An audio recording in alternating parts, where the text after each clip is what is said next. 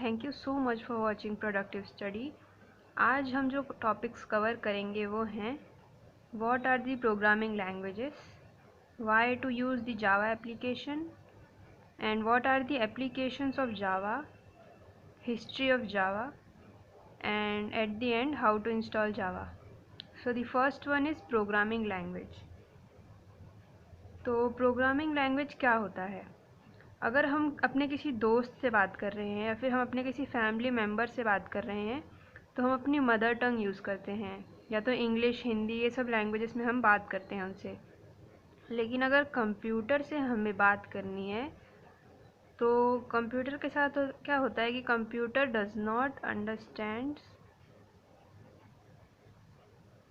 Common language.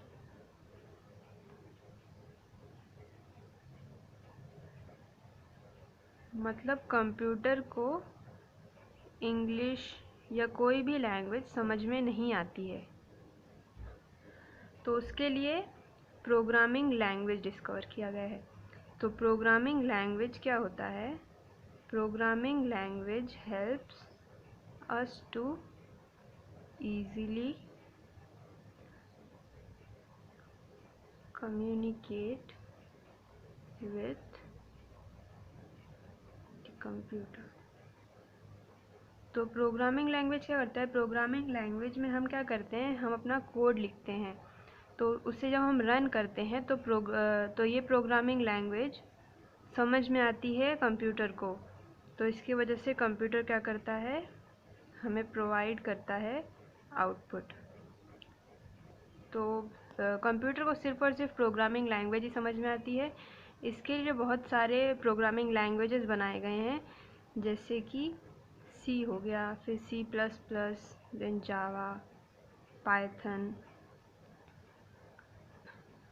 ये सारे programming languages हैं जो यूज़ किए जाते हैं जिससे हम कम्युनिकेट कर सके, किससे?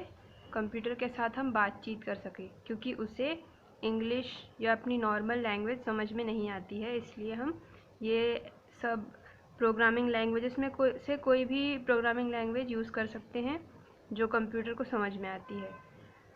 फिर उसके बाद हम देखेंगे कि प्रोग्रामिंग लैंग्वेज में, जैसे कि हमने अभी देखा C++, जावा है, तो हमारे पास जैसे कि सी हो गया, तो सी एक प्रोग्रामिंग लैंग्वेज है जो कि स्ट्रक्चर्ड है। तो जो सी हो गया वो एक स्ट्रक्चर्ड प्रोग्रामिंग लैंग्वेज है।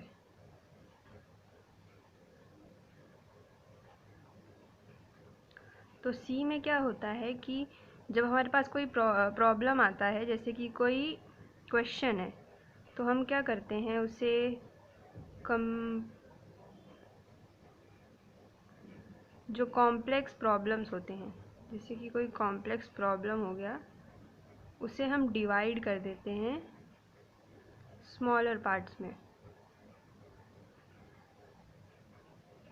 जिसको हम बाद में बोलते हैं फंक्शंस।